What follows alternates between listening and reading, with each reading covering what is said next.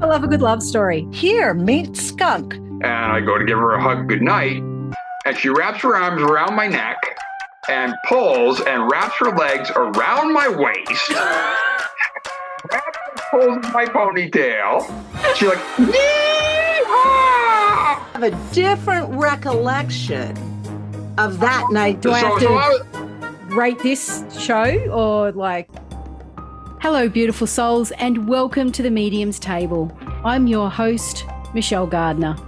This podcast is your personal invitation to join me at the intersection of the everyday and the extraordinary.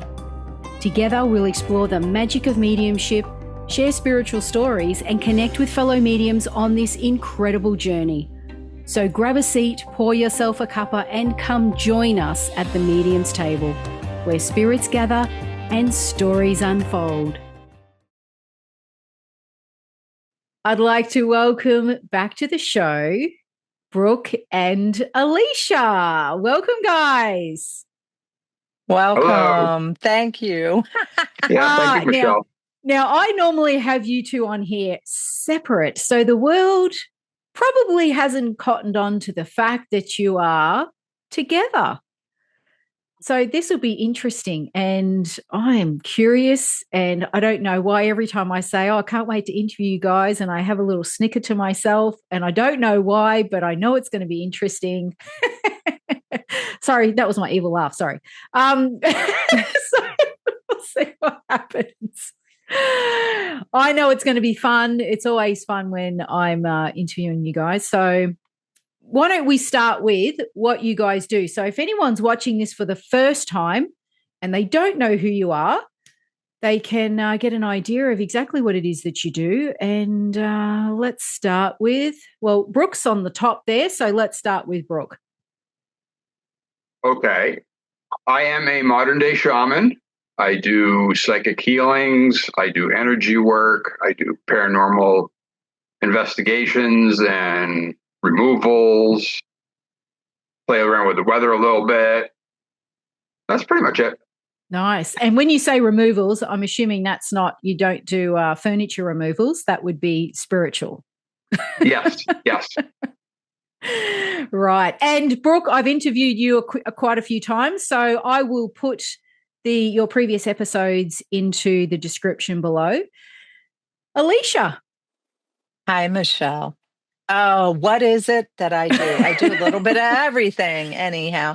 I am an evidential medium. I'm a trance medium. I do healing, all kinds of stuff. And my biggest claim to fame is I've always followed synchronicity. And it's led me to really some amazing places.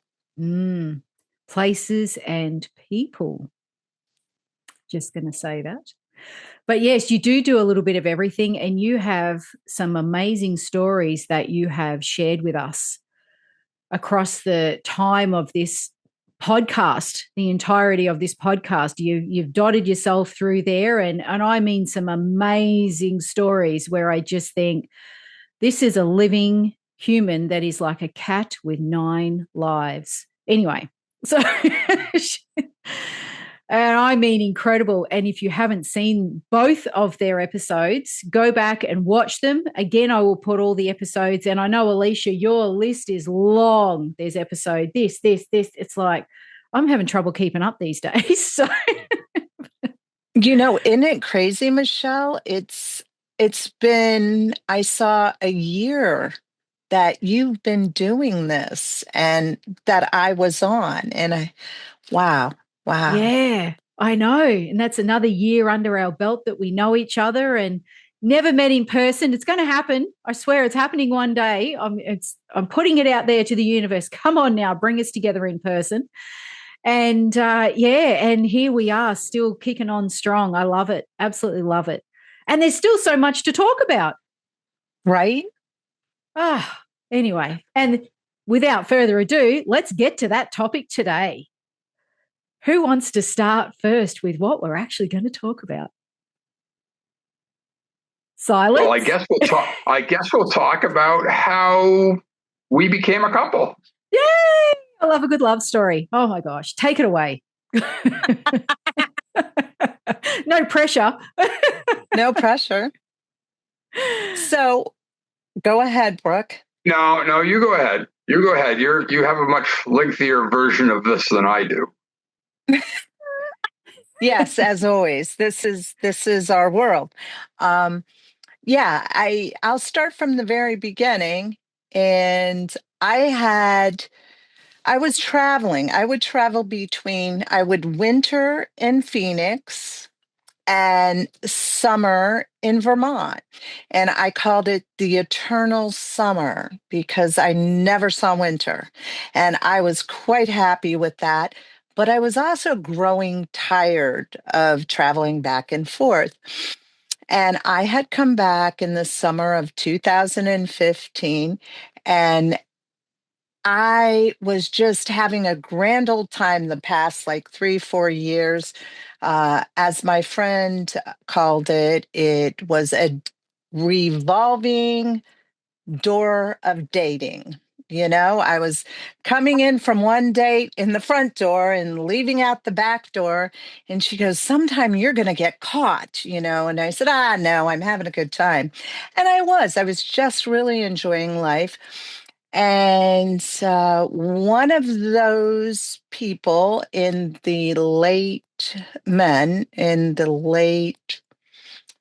would have been November of 2015, I had met this man, and it became a terrifying stalker situation. So, and that's a whole nother story for a whole nother day. And needless to say, I was due to go back to Phoenix that beginning of December. And I couldn't because of this other situation and court cases and things. So I had to stay. My friend Michelle, she said, you've got to come down to my food truck. There's this man that comes here, and his name's Skunk. And you've got to meet this man named Skunk because I see you in his eyes, and he in your eyes. And I'm like, oh, okay. And she had this food truck in this parking lot that was adjacent to where he would play in a pool league. So she says, he'll be here on Monday. You need to get here. You need to get here. Well, I appeased her. And of course I said yes. And well, of course I had nope, I'm not going. I don't need another man. I don't need problems. I just want to try to get the hell out of here and go back to Phoenix for the winter. And why have a guy named Skunk? Exactly. That doesn't tell you. What kind of guy would your friend want to introduce you to named Skunk? He must be a real stinker. Yeah. It leaves so many questions unanswered right there with one word. So many. So I said, no. And I called her the next day and I said, I'm not going to make it. I'm sorry, can't make it. It's going to be another 2 weeks until he's here. And I said, well, another 2 weeks, they can wait. So the following Monday, I was serving a spiritualist service in the small town. And it's where he would be playing pool. But he wasn't going to be there, right? 2 weeks. This is the following Monday. So I had served the church, and my friend couldn't come to church because she was running her food truck. So I thought, heck, what the heck? I'll go over there and I'll say hello to her. So I go over there. I get in the food truck. Oh, hi, Michelle. Oh, hi. And she goes, here he comes. Here he comes. Skunk's coming. Skunk's coming. And I look out and now I'm all dressed to the nines. I have my fake eyelashes on, my high heels. Of course, I had just gotten done serving the church, and it's what I wore back in the day. So here I am, and I go up to the window, and she said, here, meet Skunk. Skunk, this is my friend Alicia. And I go, hi. And he's just, hi. And I'm like, Okay. And I said, hi, what do you do for like a living? I steam I steam barrels. barrels. You what? Steam I barrels. steam barrels. I steam clean barrels. Okay. All right. And I went, Pretty intriguing, huh? You got me and I wondering. go, hmm. And then I said, and he's not asking any questions. He's just answering my questions. And I looked at him, and being who I am, Michelle, I go, I hear you do healing. My friend says you do healing. Yep. I said, do my own kind of healing. that was his answer. I do my own kind. And I go, wow. So my friend hands him his sandwich, and he goes, I said, well, goodbye. And he goes, bye. And he turns around. Turns around and goes to walk off. And I said, nice meeting you. Yep, he waves. Yep. So I was like, okay, that's great. There was nothing there. So my friend Michelle, I will never forget it, is standing there with a spatula, and she's going, can't you see it? And I go, see what? The love. I saw the love between you two. And I'm like, no. I go, hell no. There's no love. Hell no. No, I saw it. I really saw it. And I go, I understand, Michelle, that you want me to stay here, and that maybe a man will make me stay here, but no, this isn't happening. Not this one. No, no. So I go home, Michelle, and next day I get a text from Michelle. Yeah, I've gotta look and at his Facebook, and you gotta see what he's written, and it's all about you. Yes, it's your kind of poetry. And I'm like, okay. So I know she's not gonna let me go without doing something. So I go on to the Facebook thing, and it's not going to allow me to read his poetry, right? It's saying I have to friend him because I'm doing it from my phone, right? So I said, Michelle, I can't do this. I can't read his poetry. I have to friend him. Well, friend him. I'm like, okay. And I would do anything to appease this woman. Ask Brooke, because she would have been on my patootie for the rest of my life. So I hit friend request. I didn't expect him to, answer my friend request. Well, he does. Did I ever read his poetry? No. No. And I just let it ride, right? And so what was it, Brooke? Maybe 3 weeks later, I saw he started interacting with my posts. And Well, you had started writing about going hiking and everything, and I was huge into hiking, and oh yeah, we could do that. Yeah. Oh, the old teaser, eh? Yeah. Hey, yeah. And I'm like, so I remember sitting in a restaurant with two of my friends, a husband and a wife, and I said, look, I don't know. He's liking this. What do you think? Darce grabs my phone and she goes, oh my, I think he might like you. So her husband, Brian, pulls the phone over and goes, oh my God, is he into trains or anything crazy? And I go, I don't know. And he goes, watch out for those crazies, because I had just been through that whole stalking thing, right? And I said, oh yeah, that's very true, very true. And I'm gonna now wait a minute. Did Brian make a comment about my name being Skunk? Yeah, and because he said he's got the name Skunk, and And that was the whole questioning. Are we on the crazy train again? You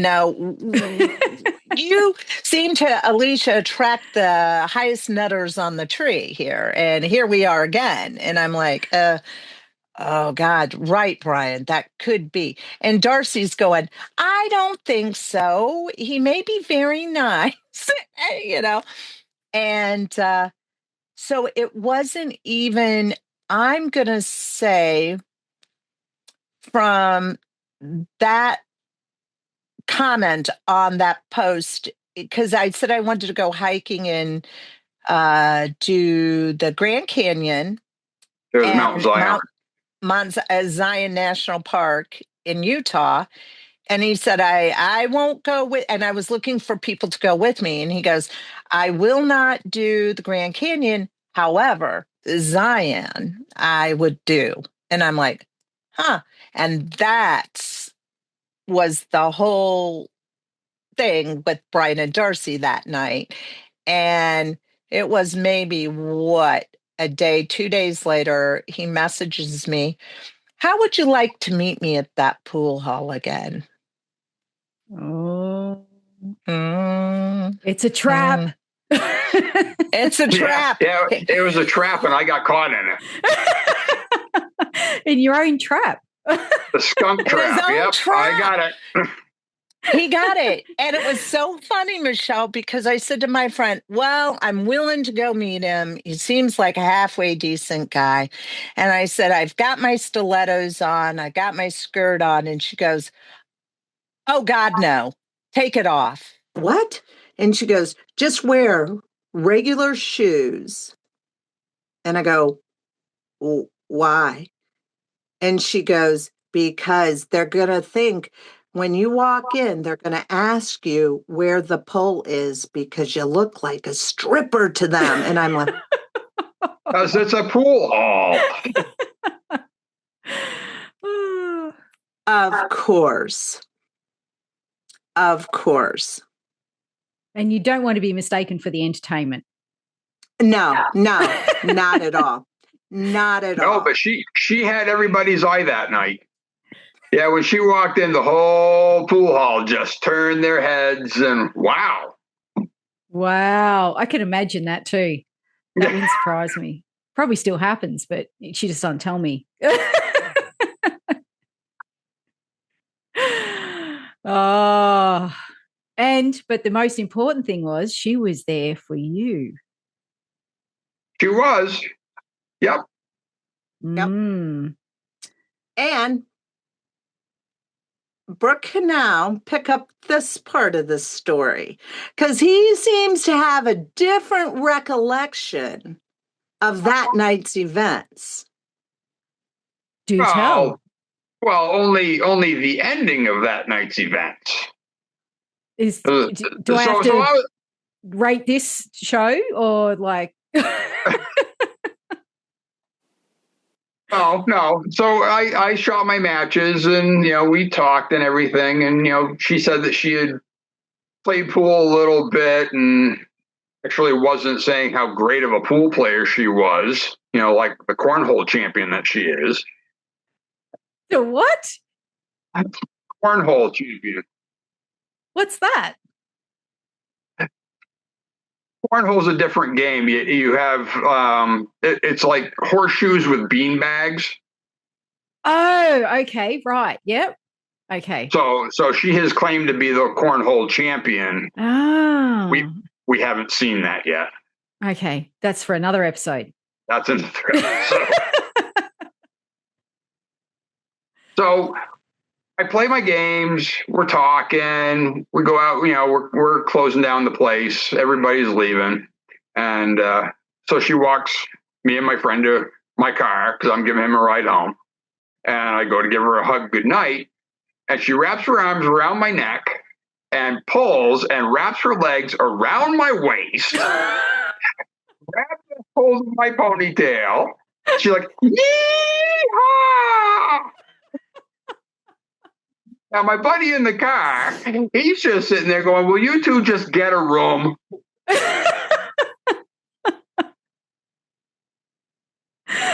Oh, no No backwards in coming forwards. Yeah. So she climbs down the monkey pole and okay, we'll say goodnight.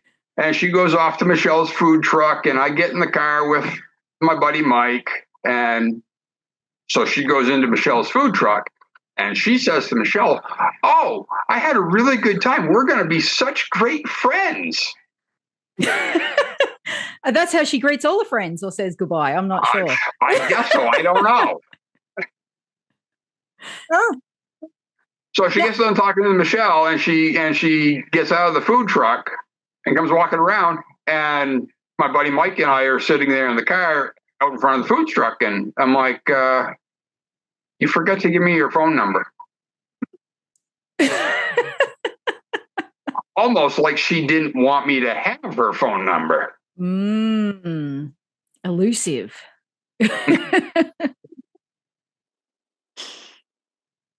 So what's your rebuttal on that, Alicia? I don't remember. Well, I do remember climbing. You remember up the ponytails? I do not remember grabbing his ponytail and going, "Yee-haw!" I do remember, however, climbing up him like he was a pole. I do remember that. Now, can I ask, was there any intoxication involved, or were you just... Only my buddy Mikey, who was in the car. Right. Well, that does make it a little bit more interesting then, doesn't it? So no, Brooke and I had zilch, alcohol or any other form of happiness, yeah. So, yeah. And so naturally intoxicated. Yeah. It was a very interesting evening. Yeah. And we were going to be good friends. I knew it. I said to Michelle, we're going to be the best friends ever. We are just going to have such a good friendship. And she's like, "Oh, I knew it. I could see it in his eyes." and so after that, the next day, he had called me and he said, I lived in Vermont at that time and he was in New Hampshire, and his father and stepmother lived right across the river from where I was staying. So what would you say? It's a 10-minute drive from your father's house to Yeah. And he said, "I'm going over there to install a heater. How about you come over and meet me?" And I thought, okay. So I get over there, and my God, I'm meeting his stepmother, the nieces, the nephews, and I'm going, oh God, this is a little much for me. This is okay. But then he takes me out to this wonderful, nice little gluten-free lunch at the little pizzeria in town. And we had a really gluten-free lunch is called a salad. That's what it was at the pizza place. And we had a really good time. So went home, and he said, well, that would have been like Tuesday. So he said, what are you doing on Thursday? And I said, well, I'm coming to Keene, actually, because I was teaching a mediumship class. This is back in 2015. I said... 2016. Oh, that's right. Yeah, because it would have been January then. Yeah, it's 2016. So we ended up, he said, how about I meet you after and we get something to eat? I said, okay. So we go out to this little pub-like thing, and I had a soup and he had something, and we come out. Now, remember, we're just good friends, right? So he lays one on me, Michelle. Oh, That's a good friend for you. Yeah, as friends do. As friends do. Close friends. Yeah, apparently so. Yeah. I don't know that I have close friends like that. Too bad you need to get some, Michelle. You really need to get some. Yeah, my husband will love that. I'm sure he would. But it was interesting because after he kissed me, I said, that's it. I knew then. Yeah. I really like this man. I want to be with this man. And then I was coined his clingy carrot because I did not leave him. It was like, oh, you're mine. A third appendage. Yeah. Yeah. And it was really that, but we were going to be good friends. Yeah, it just happened just like that. There was no questioning it. It just transpired. Yeah. And I mean, look, really, do you think maybe there was a little clue there with the fact that so quickly you got to meet his family? I mean, that's like, to me, that's an instant, okay, where is this going? You got I don't know. No. You see, if she can survive my family, then she's a keeper. Oh, it was a test. So I was cutting right to the chase. It isn't about me and her. It's about handling my family. If she can handle my family, then she's good. Yes. Okay. So all these little tests along the way. And always. Yeah. So okay, right. But so during that, so what was the time frame from when you were at the pool hall and grabbing my ponytail? Yeah, you rode him like a bucking bull. To this point in time where he laid one on you. What was the time frame then? What, a week, couple of days? 2 weeks. Yep. Wow. 2 weeks. Yep. 2 weeks. And you knew then that that's it. This is it. It's happening. Yeah. Jeez. And it for me, it was the most odd feeling because it was like all of a sudden it was like, I knew it. Yeah. The friends are gone now. It's like, it just totally changed that kiss. It was like, that's that. And done and dusted. Yeah. All right. Yes, that's it. Now moving along. Next, what are we going to do now? Yeah. Yeah. And, wow. It was a really interesting time. And again, Michelle, in my life, I was having a good time and I was hoping eventually to meet someone. But like I'm dating men like, in the morning, literally in the morning, I'd be going out to breakfast with someone and somebody new in the afternoon. And saying and being honest with them. Nope, this isn't going to work. Nope, this isn't going to work. And it wasn't like I was on a dating website. These were real men meeting me and asking me out. And I would go out. I'd be more stalkers. Well, no, there was only one of those. That was it. There was one of those, But yeah. So I'm going to ask this question, and I know we have discussed this, but for the sake of the purpose behind why we're here today, why do you think that these people were attracted to you like this? Like you were dating, searching. We have this is a little test too. I think hopefully you know what I'm talking about. Yeah, because it was all gearing up for my meeting Brooke, because there were, and this is the meat and potatoes of it. And I think this is what your viewers really need to hear.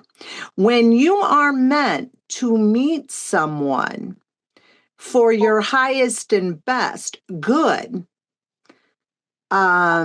spiritually, physically, mentally, and emotionally, to grow your spiritual life, so to speak, it will happen, but it will only happen when the timing is right and lessons have been learned. So all these men and even women that I had stayed with, all had very, very, very a lot in common to what Brooke's personality would be, you see. So it was almost Ah, like a preparation, And what happened from that, Michelle, is when I met him, and all my friends were freaking out because I had just been through a horror story, a literal living horror story. And they were like so protective. Who is this man? Where did? And it ended up, Michelle, that we, over the course of a few years, about 10 years, had just missed each other and meeting. It was the most interesting thing ever. So, were they truly missed, or it wasn't meant to be yet at that point in time? Yeah, it was just timing. yeah, I understand what you're saying. It's almost like you come to so close, but they're not quite ready yet. And then it always comes back. People think they always talk about missed opportunity. Oh, that's it. It's gone now. It's never gone. It'll always come Mm-mm. back. If it's meant to be, it'll always come back. Yeah, because if we look back on the people that we know in common, it's I mean there are probably 15 different scenarios that we could have met, Okay. Wow. and we never did. So here is a huge one, Michelle. So I was living with Sharon in my summers, right, in Vermont, she and Trey. And she knew I was dating this guy named Brooke. And she's like, she's scared to death, like, who is he? And I go, this Brooke Adams. Oh, and one day I came home after being with him, and she goes, my God, you know who his ex-wife is. And I go, I know who. Now I don't. And she goes, yeah, remember, I forget how many years prior. And I go, maybe like 3 years prior, I had just come back from Phoenix. And she said, we're going to this party to this lady's house. So we go to this party, and she had a nice home. I don't even remember meeting her exactly. I remember meeting a lot of other people, but not her in particular. I remember the house. I remember the swimming pool. I remembered all of it. I did not remember her. Her, when I got home, was Sharon saying to me, I know who he is. You were at his ex-wife's house. I go, who is this? And she goes, it was, I don't want to mention her name, of course, because that wouldn't be fair. And I went, oh my God, I was there. Oh, I don't remember meeting her. And she goes, that was his ex-wife. Wow. And what do they I say? just, 6 degrees of separation. oh yeah. And Yeah. it went on and on from that, Michelle. He would walk his dogs on this. 10 through the town On, here. on yeah, Route Town, run Route 10. Yep. Yep. And what would happen was I would be driving my way from New Hampshire going to Delaware at least once a week. Wow. So And she probably passed me who knows how many Yeah. times just walking down the side of the road with my dogs. Wow. So for the viewers and listeners out there, you never know who you're passing on a daily or weekly basis that is going to end up the love of your life. You just don't know. you don't know. And then one day we were driving along, Michelle, And I said to him, "Oh, I know the lady that used to live there." And he goes, "Well, that's this lady who, did this and this and this." And he goes, "You were in that house." And I go, "Yeah." And I didn't remember the woman. I had no idea why I had been in that house because it had been years before. But I said, "Oh, she has like all these lights all over." And he goes, "Yeah, that's right." So, So that happened to be the woman that introduced me to being a healer. She was the one that I was giving a massage to that said, you're moving more energy than half the people that practice. She was the one that got me started healing. She was the one that got me started doing paranormal removals. Wow. Okay, for viewers and listeners, that is in his first episode. I will make note of that in the description. But yes, that's incredible. The interconnectedness, phenomenal. yeah. And not only that, but Michelle, years ago, I had been dating this gentleman. Actually, we were in a pretty serious relationship, and it was coming to an end. Things come, to an end, and it was never meant to be. And all of a sudden, this man who had black hair and it was shorter is wearing it back in a ponytail. And I'm like, yeah. And it was odd. I'm like, this is odd. And next thing I know, he's giving me massages. He says, I'm going to be a massage therapist. And I'm like, all right. Okay, this is a little odd for you, but and it was odd, Michelle. But then when I met Brooke, I'm like, and this man was very psychically connected, which was interesting. And I truly believe he was trying to be a future of Brooke that he knew I was going to meet. And if I fit that bill, I'd stay with him. That didn't happen. But I didn't put two and two together until I'm sitting there with Brooke and I'm like, and didn't you have a shark's tooth too? Yes.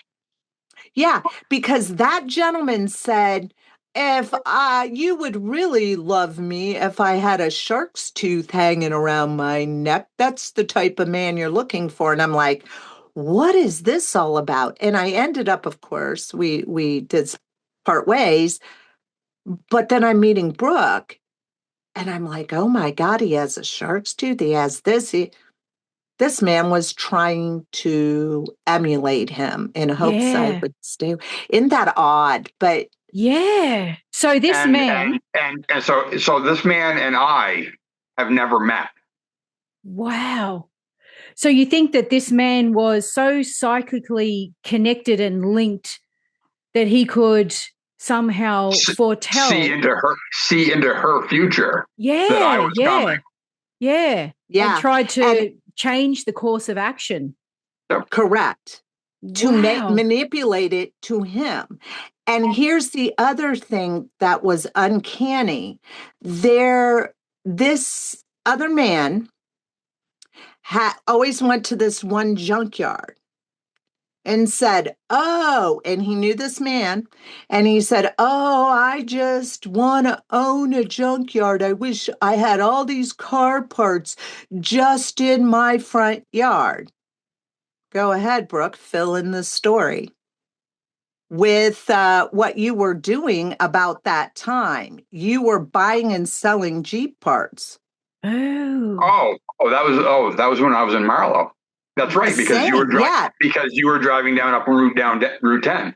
So where I was living at this time, I had my driveway probably had 10 to 13 vehicles that were parts vehicles. I was buying and selling parts on the internet.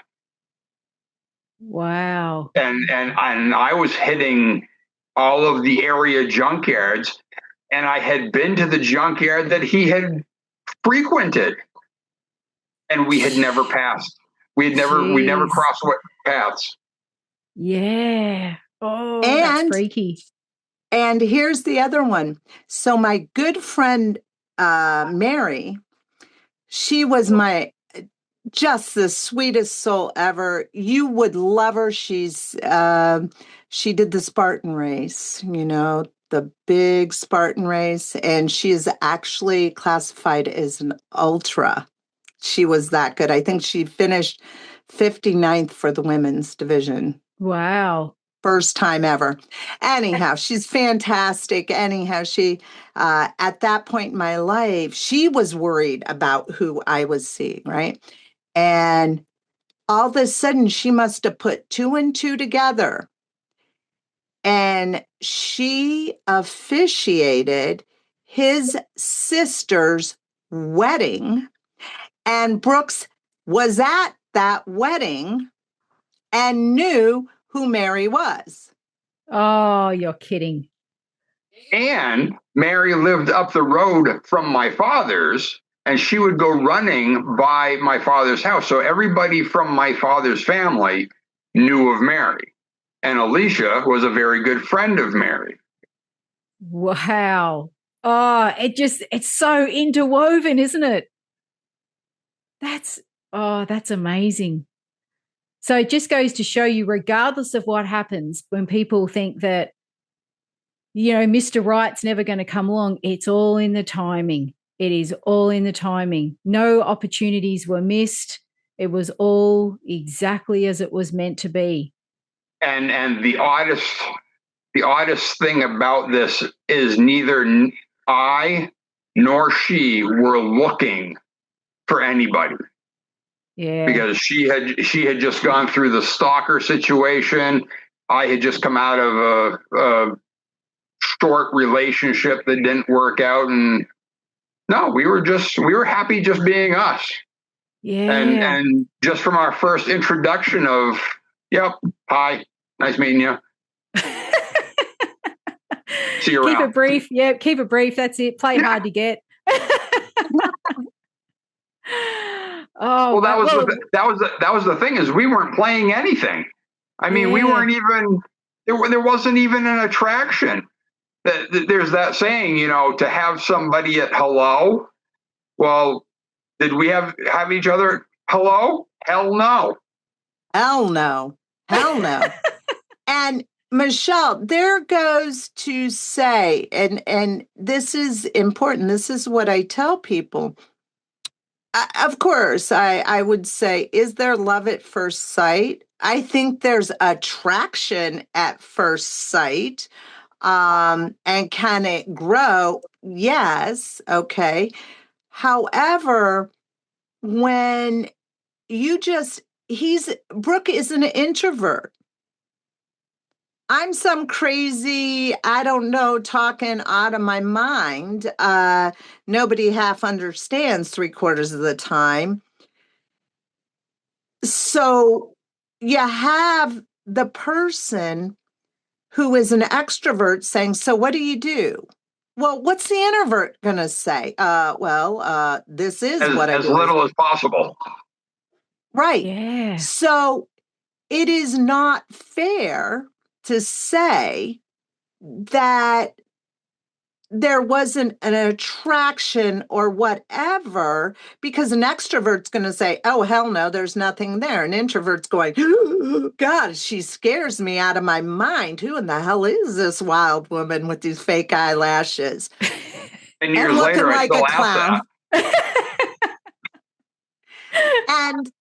But it takes more than that to talk and grow and establish that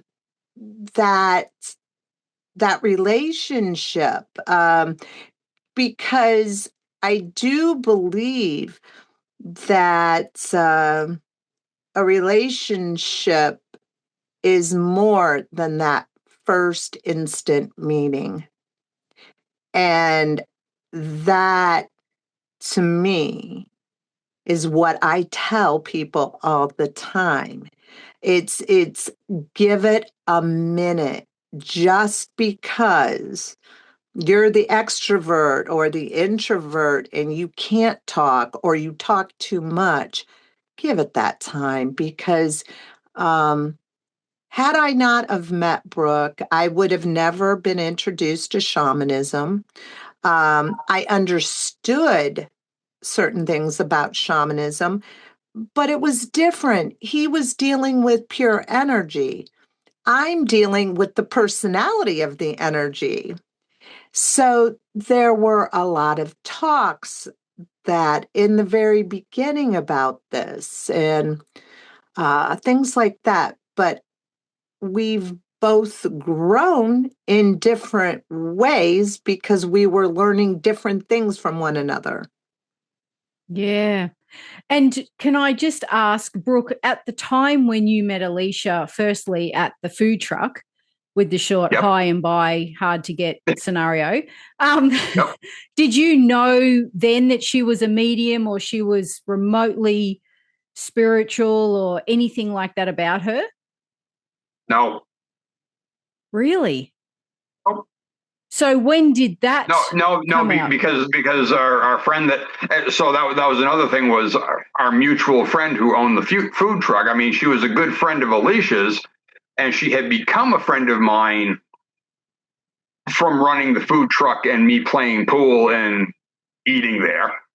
And she was a musician and sang her music to everybody, but she never told me what Alicia did as far as mediumship.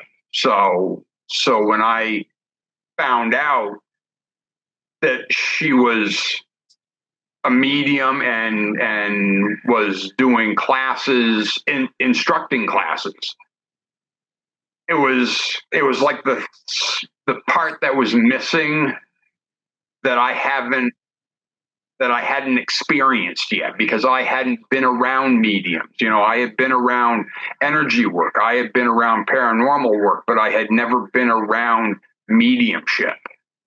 Yeah, right. So how quickly was it after you met her that you found that out? Was it within a matter of weeks, or did you hold off Alicia and think, oh, I got to get to know her, I got to pick my time? Well, I think that that first time that because you said that you were doing a class and we had dinner and I didn't know what the class was. And then I had picked up something that she was serving the church, and okay, maybe she's a minister. You know, I didn't know. And being the introvert, I didn't ask. You know, if this is going to transpire, it's going to eventually come out. And when it did, it was like, oh, this is very interesting. Yeah. This is something I have not experienced yet. Yeah. Wow. And so, Alicia, were you concerned what he might think, or you were like, nah, he'll be fine because he's a shaman, or a shaman, however some people say it. Were you like, oh, you know, he's not going to even bat an eyelid at it? Or did you sort of think, we'll see how this goes, like in telling him that you're a medium? No, I just told him, because that is what was and still is a huge part of my life. And that would always be one of the first things I would tell anybody I was dating. I'm a medium. Oh, God, you can read my mind. Oh, God, I need to go away. Oh, Jesus, what am I thinking? And then they'd start playing songs like Witchy Woman. And I'm like, oh, God, no. Go, God, no. And so when I met him and I told him, I think that's, yeah, you're right, Brooke. That was definitely with the, when I was teaching the class. And he did actually. Yeah, because I went to a couple of your classes. Yep. I was just going to say that he did come to a couple of them.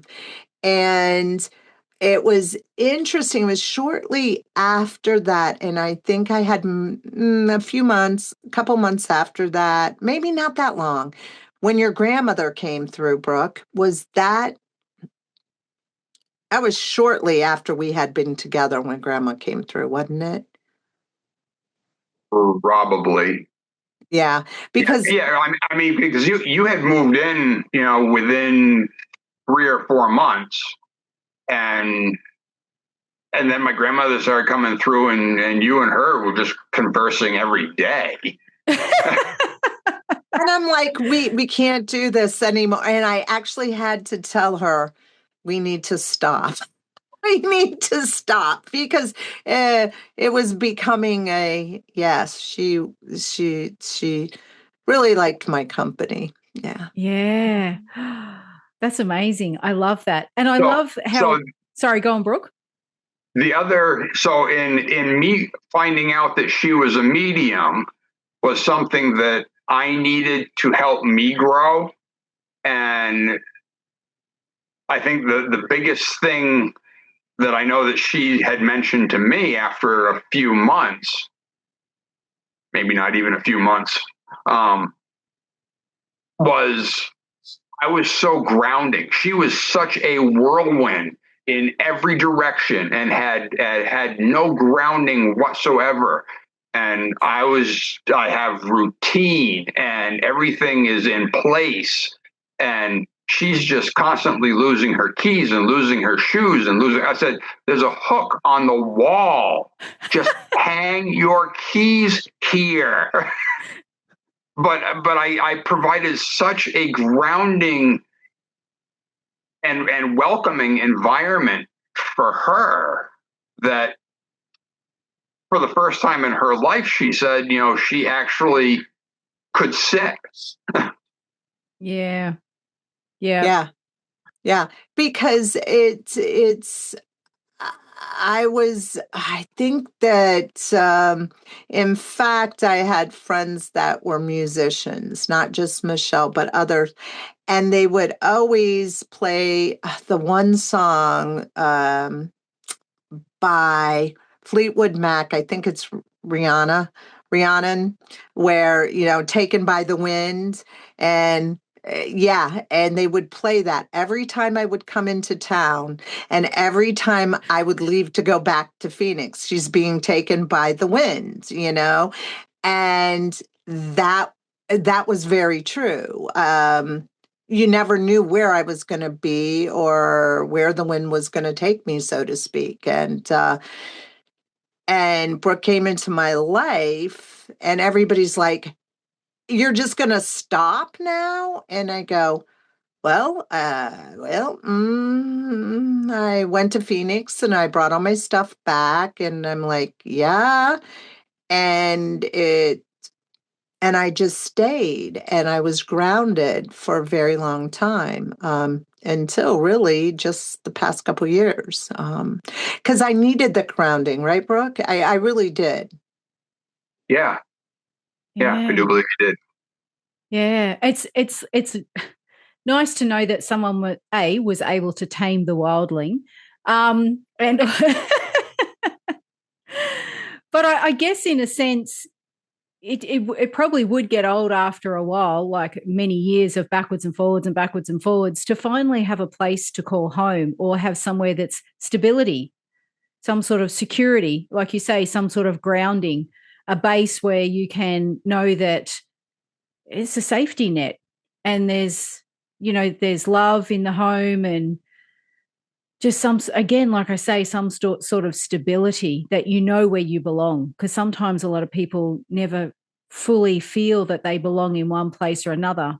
You know what I mean? It's a slingshot backwards and forwards and backwards and forwards. So, and to know that I was going to be here when she came back, there was there's never been a question, I'm going to be here. Yeah. Yes. That reliability. Yeah. Oh, I love that. And I love the fact that two different people from two different modalities have come together and can intertwine and intermesh, but also respect each other's energy, each other's work, and hold that support and nurture each other through the spiritual growth, but also through life, because life is tricky enough in itself without adding the spiritual aspect to it all. So, wow, that's amazing. So there's hope out there, people. There's hope. Always. There is always. And I truly, and Michelle, I have to say, prior to this, okay, and so years before I met Brooke, I will never forget, everybody's saying, you need to manifest your man. What do you want? You need to write this down. And I swear to you, I've got it written down somewhere, but it was so ridiculous. Now, what I was looking for in a man, I don't know what kind. He has to speak 5 different languages. He has to do this. He has to do that. And I'm like, what the frick is he? A magician? I don't know. But I laugh so hard because if the universe would have granted me that man, oh my God, I would have had problems. There's that. No, I did not need that man at all. So I have to say, I got and received from the universe exactly what I needed to help me grow. Yeah. Period. And if you're coming up with this big whatever, people come up with, oh, this man is going to be just like me and do everything. And what, maybe. And if so, that's great. I'm happy for you. But why not focus on bringing in exactly what you need at this time, this lifetime, to help you grow? Yeah. And sometimes it's that balance, isn't it? You balance each other out.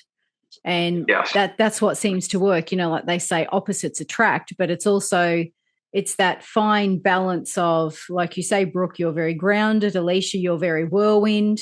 So sometimes you need a balance of both, and it works. And you're able to basically do the tango together and synchronize beautifully. Yep. And Michelle, the only reason I'm talking to you today on this podcast is because Brooke wrote it on the calendar, reminded me this morning, told me I shouldn't do too much on today because we were getting ready for this. See, there you go. Still to this day, grounding you, helping you get organized, and leading the way. I love it. Keeping a short leash. God forbid she has a long one. She could end up anywhere. Anyway. I know. Oh, I love it. Thank you so much, guys, for coming in today and sharing your story. It really is a beautiful love story and a very quick gathering of 2 souls that were meant to come together. The shortness of, here we are looking at being friends. And here we are. Look, it's happening. It's a happening thing. Yeah, well, just move in. Just move in. Yeah. What's the problem? Let's get over this. And I have to say, Michelle, when we got ready to do this podcast this evening, I actually had to look up. And when we first met at that food truck, it would have been this week time frame. Really? Yeah. Yes. Wow. Isn't that the timing impeccable? I love that. Oh, It so really hang on. So is that like 10 years? Would that be 10 years? Yes. A whole decade. Wow. Yeah. See, these are all the little signs. I love that.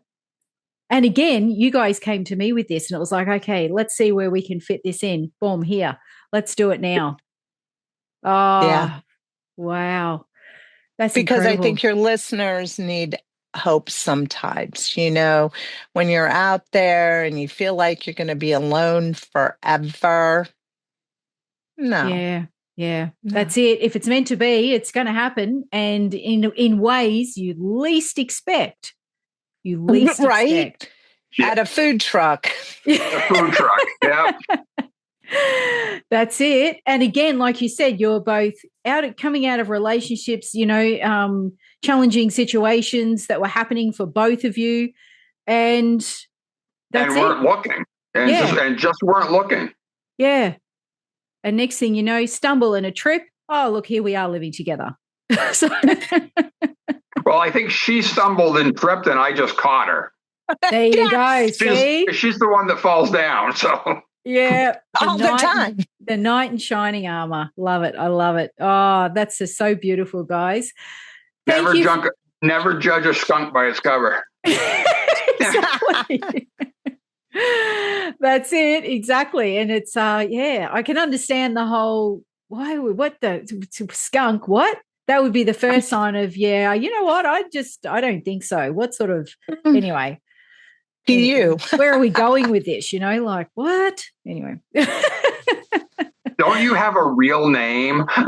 Yeah, I know. Or is that what your mother called you? Because if she did, there's already major problems right there. Anyway.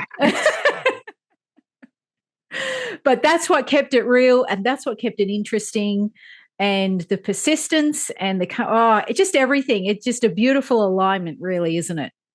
It really is a beautiful alignment. And we can never foresee truly what the universe has for us in store, what's next.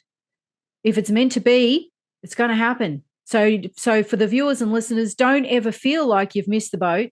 Opportunities come and gone. That's it. That's the end. If it's meant to be, it will always come back around. And next time it'll slap you in the face, slap you silly, and you'll know for sure. So, yeah. All righty. Where can people find you? We'll start with you, Alicia. Synchronicity Sweetheart or International Medium Alicia on Facebook. Fabulous. Brooke, where can people find you? The Shaman Trail at gmail.com. Excellent. And I will put those links in the description below, along with all of your previous episodes. But this is the first one that you've come together with, like both of you together in the one interview. The rest are separate stories and your own journeys, which is incredibly interesting. You really need to go and watch, because this gives you a really great insight as to who these gorgeous people are and how they came to be who they are today. And now we have the full story of the coming together. So thank you very much. Very welcome. Thank you. Thank you, Michelle. And I look forward to having you both back on the show very, very soon. Thanks for joining me at the Medium's Table. The universe is always speaking. Listen and let your spirit soar. Curious for more? Click on one of the videos below and remember to subscribe.